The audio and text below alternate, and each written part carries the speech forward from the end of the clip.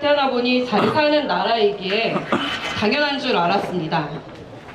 2020년 겨울 함께 현충원 참배를 갔던 한 청년이 했던 말입니다. 당연한 줄 알았던 잘 사는 대한민국에 대해서 저는 크게 생각해 본 적이 없었던 세대입니다. 저는 부끄럽게도 그 청년의 말을 듣고 그제서야 역사의 결정적 순간들을 돌이켜보게 되었습니다. 그렇게 대한민국 역사의 한가운데를 탐닉해 봤을 때 그곳에 어디에나, 대한민국 어디에나 대통령 박정희가 자리하고 계셨습니다. 왜 그렇게 광화문에 나오신 어르신들께서 눈에는 애절함과 눈물이 가득했는지, 다른 한편에서는 왜 그렇게 박정희 대통령님과 박근혜 대통령님의 명예를 훼손하려고, 그리고 그 역사를 지우지 못해 안달이었는지 그제서야 극명해졌습니다. 그리고 한심했던 역사 인식에 사로잡혔던 과거의 스스로를 감당하는 것은 오롯이 제 몫이었습니다. 저희 세대에게 대통령 박정희에 대한 이미지는 악마 그 자체였습니다. 386 운동권들이 차지한 전교조와 학원과 강사들이 재미있는 역사 수업 사이사이에 뿌려지는 충격적인 단어들은 감성이 충만한 사춘기 학생들에게 매우 자극적이고 충격적이었습니다. 그리고 그런 자극과 충격은 성인이 되어서도 그 세뇌된 이미지가 뇌리에 깊이 박혀 대한민국 국민들을 먹여 살린 영웅 박정희를 국민들을 핍박한 악마로 각인시켜왔던 것입니다. 세계적인 석학 엘빈 토플러는 민주화는 산업화가 끝난 후에 가능하다. 이런 인물을 독재자라고 하는 것은 언어도단이다.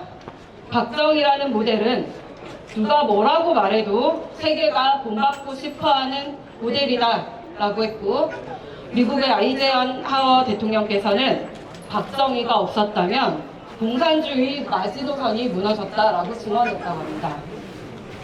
이런 국제사회에서의 박정희 대통령님에 대한 역사적 평가를 차치하고서라도 우리 할머니, 할아버지들로부터 박정희 대통령님에 대한 생생한 이야기를 들을 수 있었음에도 81년생인 저에게 박정희 대통령님과 함께 새마을운동을 배운 수많은 어르신들의 이야기는 고리타분한 소리로 들렸습니다.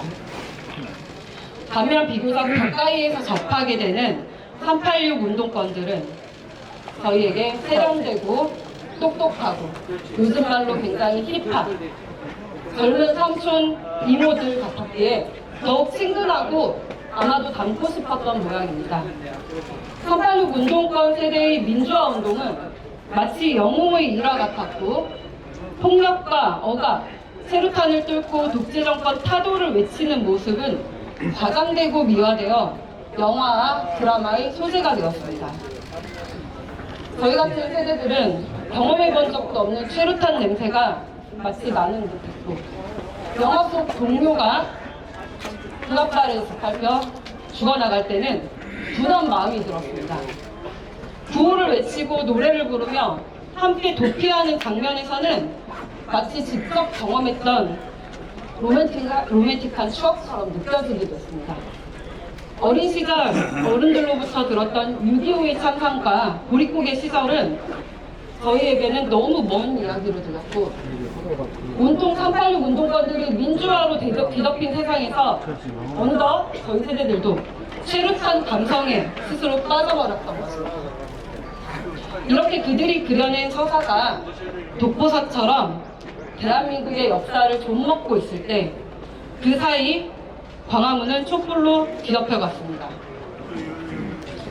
인권, 환경, 여성, 반일, 반미, 다양한 버전으로 분화되고 진화해온 종북 주사파들은 자신들이 주창해온 교리와 달리 일은 하지 않고 기업을 협박하거나 정부의 혈세를 빼먹는 기생충 같은 행태를 저질러왔습니다.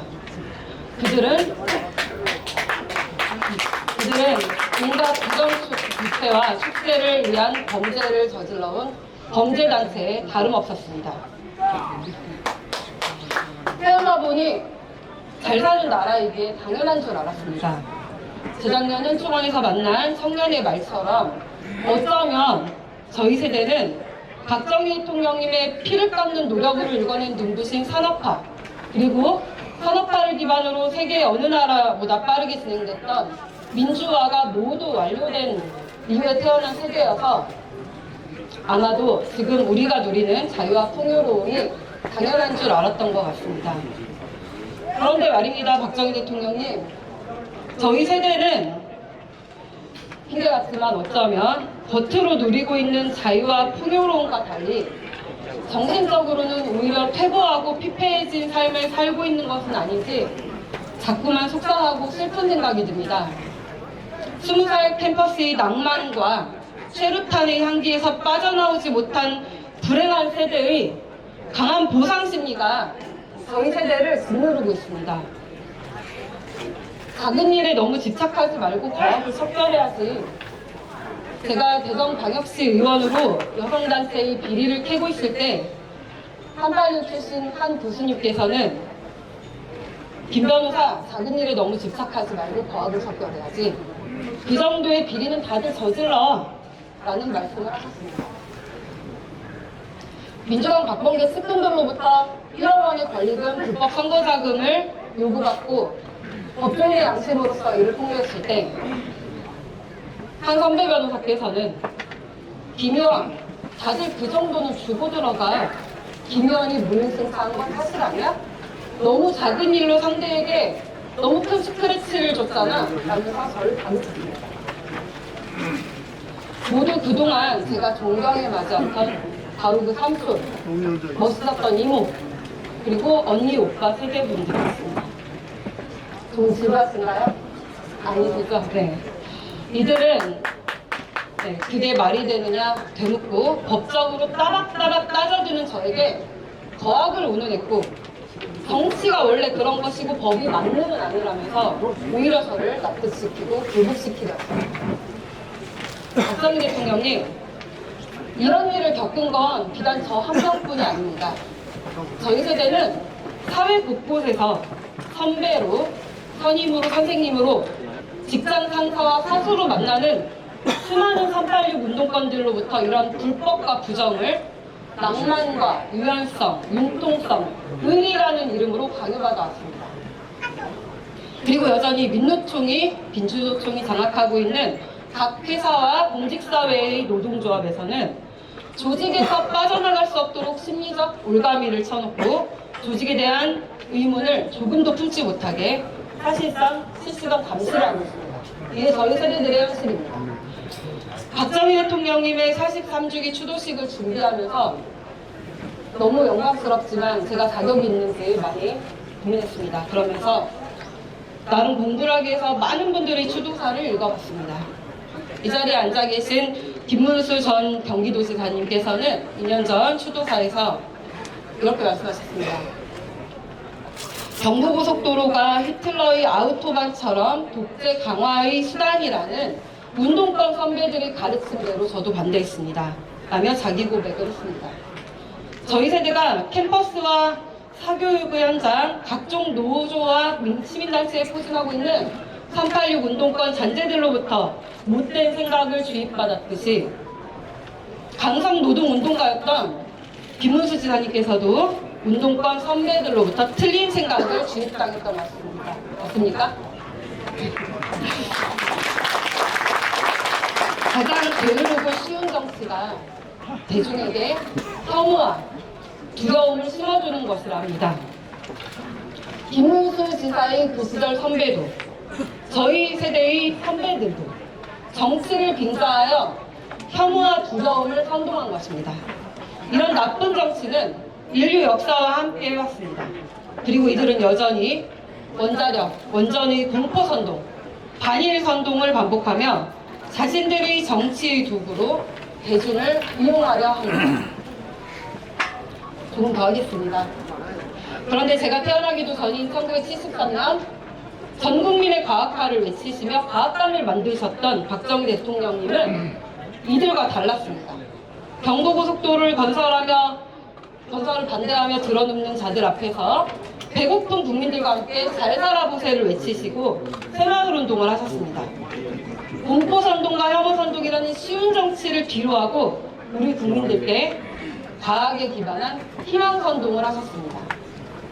박정희 대통령님께서 원자력, 수력, 주력, 탈탄소 정책을 가장 먼저 하셨고 지금 이렇게 푸르른 대한민국 아름다운 산하를 우리에게 물려주신 산림녹화 사업과 시술을 하셨습니다. 서울에서 부산까지 이어진 국내 최초의 고속도로 양옆을 50m씩 남겨놓은 미래에 확장될 비틀까지 만들었다는 부분에서 소름이 돋았습니다. 저희 세대는 이를 잘 알지 못했습니다. 부국강병이라는 기조로 경제를 우뚝 세우고 국민들의 식량 걱정을 없앴으며 최첨단 무기로 북핵의 위험을 차단하는 지금의 강군의 기틀을 만들 수 있는 게 우리에게 누구였는지 그야말로 가슴 벅찬 감동이고 지난 역사가 아닌 앞으로 한 발 더 도약할 수 있는 기회로 보였습니다. 반대로 가장 가난한 나라에서 고생을 했던 할머니 할아버지들께서 가장 부유한 나라가 된 이 시점에서 광화문에서 젊은이들의 손가락질을 받으면서 꿋꿋이 태극기를 흔드시는 이유를 알았을 때는 눈물이 앞을 가렸습니다. 박정희 대통령님, 오늘 이 자리에서 저는 몇 가지 약속을 드리려고 합니다. 81년생인 저부터 밀레니얼 세대, MZ세대라고 한답니다. 저는 MZ세대의 한 사람으로서 산업화와 민주화에 대한 공도 없고 책임도 없는 이미 자유롭고 풍요로운 대한민국에서 태어난 세대로서 저희 다음 세대에 절대로 공포와 혐오를 선동하며 나쁜 정치를 가르치는 일을 하지 않겠습니다. 선배 세대의 틀린 이념과 가스라이팅을 책임지고 끌어내겠습니다. 다음 세대, 우리 세대의 게으름과 무능함, 무식함을 포장하고 합리화하려 가르치려 하지 않겠습니다. 다음 세대에 우리 세대의 활동을 공치사하며 보상받으려 하지 않겠습니다. 정치권에서 고질적으로 반복되어오는 지역과 세대의 이념 갈라치기 선동을 하지 않겠습니다. 막상 밀심 세대로 불리는 김문수 지사님과 같은 분들은 박정희 대통령님의 큰 뜻을 뒤늦게 깨닫고 그 뜻을 이어나가고자 하는데 여전히 30년이 넘도록 20살 캠퍼스 낭만과 체류탄의 향기에 빠져 거기서 헤어나오지 못하는 불행한 세대인 우리 선배 386 운동권 일부는 정치권에 남아 사흘지난 이념 선동을 반복하고 있습니다. 저희 MZ세대가 이들을, 이 불쌍한 386들을 스스로의 굴레에서 자유롭게 빠져나오고 해방될 수 있도록 그리고 진정한 민주화를 이룰 수 있도록 노력하겠습니다. 마침내 본시대를 살아가는 모든 세대의 국민들과 함께 한강의 기적을 읽어낸 대한민국 국민으로서의 자부심과 자신감을 우리 후배들께 이야기하겠습니다. 대혼란의 국제사회에서 부국강병과 자주국방의 기조를 이어가고 자유 대한민국을 공고히 하겠습니다. 박정희 대통령님께서 돌아섰듯 우리 국민들에게 희망을 선동하겠습니다. 다시금 우리 국민들이 새마을운동의 희망찬 설렘을 느낄 수 있는 그날이 오기를 바라며 MZ세대 대표 김소연이 할아버지 박정희 대통령님 영전에 구합니다. 2022년 10월 26일 변호사 김소연 의원.